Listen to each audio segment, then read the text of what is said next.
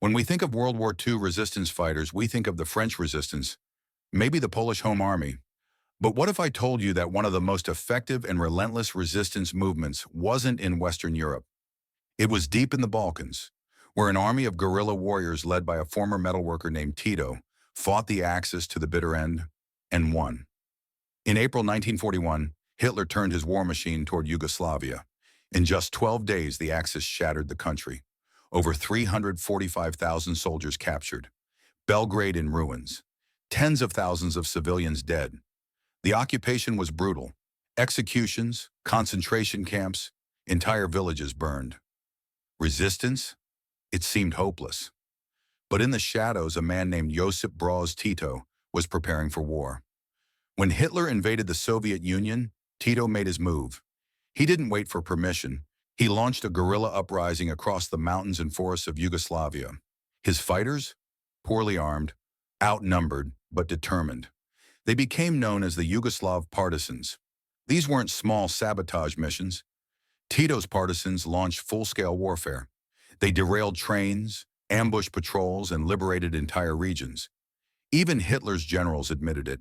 These fighters were unstoppable. One operation saw 127,000 Axis troops fail to destroy them.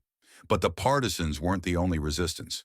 The Chetniks, led by Royalist General Draža Mihailović, also claimed to fight the Axis until they started collaborating with the Germans. The two resistance groups, once allies, turned enemies. And while the Chetniks played both sides, the partisans shed blood every day on the front lines. By 1943, the Allies took notice. They dumped the Chetniks and backed Tito. British and American missions parachuted in to support him.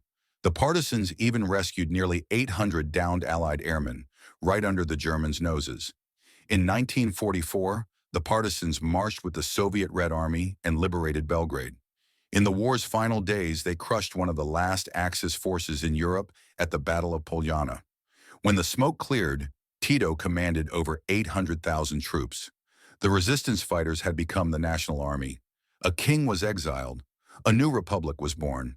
The Yugoslav partisans fought not just to survive, but to transform their country. They bled for freedom, justice, and a future beyond fascism. So why are they so often forgotten? Maybe because they won. What other resistance movements should we cover next? Let us know in the comments. And if you learned something new, hit like, subscribe, and share this story so history like this isn't lost to time.